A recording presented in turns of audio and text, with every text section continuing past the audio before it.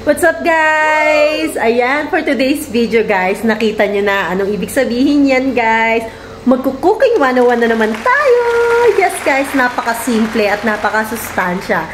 Dahil sa napapansin ko, last few days ago, puro meat ang kinakain natin. So, maggulay naman tayo, magdiningding Ilocano naman tayo. Tara, let's guys! Here's our simple ingredients, guys. Look at that. Ayan, guys. Pinaghalo ko na pala yan. Ayan. And syempre, meron tayong saluyot at malunggay. That's it. Syempre, hindi mawawala ang JB Lingayen. Boneless bagoong isda.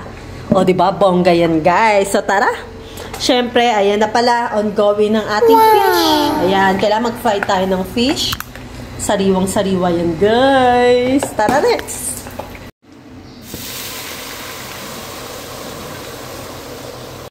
Ayan, at sinimulan na natin ilagay ang mga kamatis, bawang, luya. Ayan, at let it boil, syempre. And then next, ilalagay na natin ang ating bagoong isda. JB bagoong isda is the best sa Pangasinan, guys, actually. So, tansya-tansya lang yan. Huwag masyadong madami, ha. Mapapaalat. At naglagay rin pala ako ng chilies. And next na natin ang kalabasa at ang ating mga gulay. Ayun lang, guys. Syempre, huli na natin ang ating dahon, no? And, ayan na pala, luto na ang ating mga fish.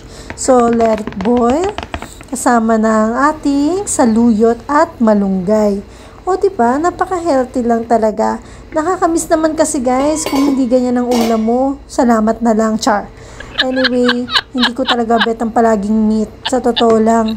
Mas gusto ko pa nga gulay is life, eh. Hay, nako, natatakam na naman tuloy ako. Ayan guys, luto na. Tara, let's kain na tayo. Woohoo!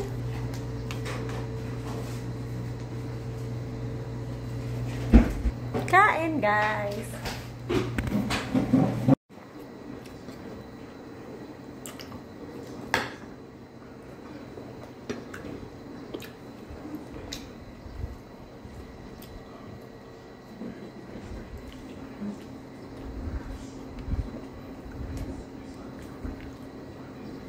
No way, natakam ko na naman kayo guys kahit gulay lang ang ulam natin. But anyway, thank you for watching. Bye!